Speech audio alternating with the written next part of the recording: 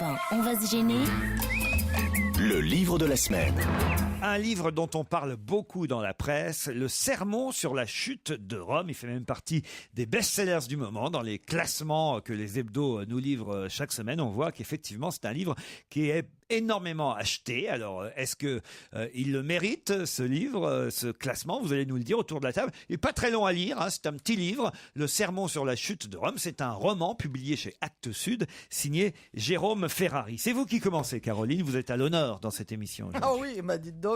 Alors, je vais être très honnête, bien que m'étant débarrassé de ma blondeur il y a très peu de temps, j'ai trouvé que c'était très bien écrit, mais il y a parfois des moments, je ne sais pas si c'est parce que, pour une fois, j'ai lu ce livre dans des lieux publics. Et donc pas avec le même silence. Comment ça, dans des lieux publics? Vous savez, vous êtes en avance à un rendez-vous, machin, vous attendez, vous allez au café, dans le etc. métro, tout ça. Ouais. Exactement. Et du coup, j'ai pris le livre. Alors que d'habitude, je lis dans un endroit très silencieux. Et donc, parfois, j'ai eu un peu de mal dans la liste des personnages, dans ces flashbacks, quand ils parlent du grand-père, etc.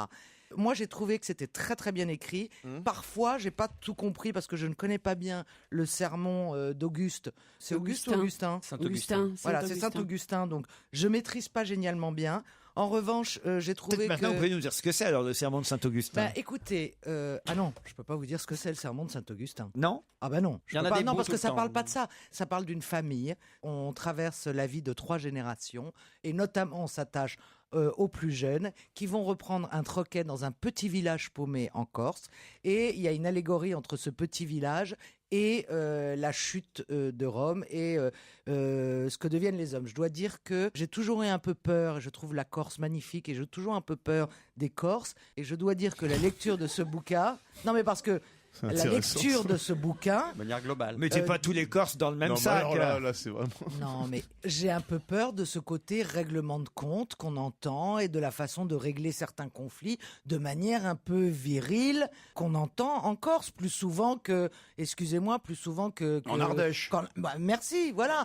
Donc c'est quelque chose dont on entend parler. Et quand vous lisez ce bouquin sur les traditions corses, sur la façon dont ils règlent leurs conflits entre eux, etc., ça confirme que parfois, voilà, il y a des manières de procéder. Ça t'a pas rassuré? Ça ne m'a pas rassuré. Le sermon sur la chute de Rome, Isabelle Motro. Ah, moi, j'ai beaucoup aimé. J'ai eu du mal à entrer dans l'écriture, dans le rythme de cette écriture, qui est une écriture un peu hypnotique. C'est-à-dire que ce sont des grandes phases comme ça, des phrases d'ailleurs très longues. Et c'est un style assez poétique, parfois lyrique, parfois très très cru. Mais il y a de l'hypnose là-dedans. C'est-à-dire que Vous comprenez le succès du livre? Oui, je comprends, parce que quand on rentre dans ces phrasés, dans ce chant, c'est une sorte de chant, eh bien, on est complètement bercé et on finit par... C'est aussi un peu lancinant. Alors, il y a un côté lancinant, mais moi, je trouve pas ça désagréable, en fait. Je trouvais les phrases courtes, moi. Parce que... Oh non, il y a des phrases très longues. Non, mais justement, c'est une blague. Moi, je me suis un petit peu... Vous l'avez lu Je me aussi. suis un petit peu ennuyé, mais dès la première page, il y a une phrase qui fait... Elle doit faire 20 lignes. J'ai compté, il y a 18 virgules. Tu imagines, il y a beaucoup de mots dans ce livre. Je trouve qu'il y a beaucoup de mots. Vous avez eu du mal, vous? Non, j'ai eu beaucoup de mal à rentrer dedans. En plus, le franchement, fond est assez désorientant et épouvantable. Parce oui, que c'est très négatif. Il y a de l'ironie très cruelle, donc parfois ça peut être aussi parfois drôle, mais une espèce d'ironie mordante. Mais sinon, c'est quand même pas gai. Hein. Mais c'est le sermon de Saint-Augustin, c'est sur la fin d'un monde, un monde qui disparaît. Alors après, est-ce que c'est pour laisser la place à quelque chose d'autre, ou est-ce que c'est un mouvement perpétuel? C'est un peu le fond de ce livre-là, c'est-à-dire, est-ce que le destin, ça existe?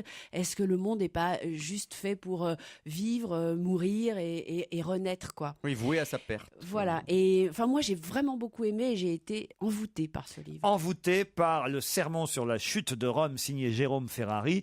Est-ce qu'on a le même envoûtement chez Yann Moix? C'est un livre eschatologique, c'est-à-dire sur le messianisme d'une certaine manière. C'est-à-dire qu'en fait, c'est une réflexion pour savoir si le monde ira mieux une fois qu'il se sera écroulé et on recommence un monde à zéro, ou bien est-ce qu'il faut attendre que le monde soit meilleur à partir du monde tel qu'il est aujourd'hui. Et donc c'est une vision du mal qui est délivrée sous 2 angles, un dialogue entre Leibniz en fait, tout va pour le mieux dans le meilleur des mondes possible, et Saint-Augustin, pour qui le messianisme ne s'obtient qu'après un écroulement de soi, un écroulement du monde. Donc c'est un livre C'est profond. marrant, c'est pas le même livre que Caroline Diamant. Non, mais attendez. Vous êtes sûr que c'est le même?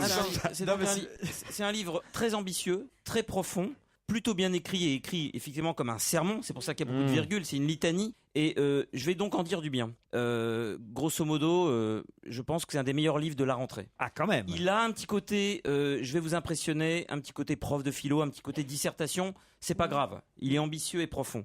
Il y a un petit truc qui me dérange en revanche. C'est vrai que cette écriture avec toutes les virgules, etc., on se laisse emporter, ça ne m'a pas du tout dérangé. Ce qui me dérange, moi, c'est quand l'auteur rédige lui-même le 4e de couverture. C'est donc de lui, parce que j'ai reconnu son style. Normalement, c'est l'éditeur, mais j'ai reconnu son style. Et ça me dérange. Entrant par-delà les siècles en résonance avec le sermon par lequel saint Augustin tenta à Hippone, c'est en Algérie, de consoler ses fidèles de la fragilité des royaumes terrestres, Jérôme Ferrari jette, au fil d'une écriture somptueuse d'exigence, une lumière impitoyable sur la malédiction qui condamne les hommes à voir s'effondrer les mondes qu'ils édifient et à accomplir ici-bas, leur échec en refondant sans trêve sur le sang ou les larmes, leur impossible mythologie. C'est pas lui qui l'a écrit, ça. Ton roman est bien, mec. Mais le 4e de couverture, ça fait un peu pauvre-tâche. T'en sais rien. Mais c'est évident, c'est le même style. Et je trouve. Le mec, c'est c'est pas un procès d'intention. Scandaleux. Je trouve. C'est dommage. C'est dommage. Je trouve ce procédé un peu obscène.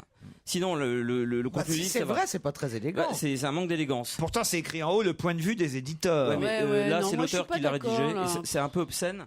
Sinon, voilà, c'est un bon livre de la rentrée, un peu plus profond que la moyenne. Le sermon sur la chute de Rome. Écoutez, pour une fois quand même que Yann Moix dit qu'on va oublier la 4e de couverture, parce que franchement, vous dites que le contenu est plutôt pas mal et que c'est un tout à l'heure, tu m'as dit que c'était un peu chiant. Non, je l'ai dit, j'ai mis un bémol. J'ai dit qu'il y avait un petit côté de temps en temps, un peu dissertation, un peu surfait. Un peu philo, mais c'est un bon livre. C'est une œuvre littéraire. C'est une œuvre littéraire et ambitieuse. Jérôme Ferrari, le sermon sur la chute de Rome, c'est chez Actes Sud.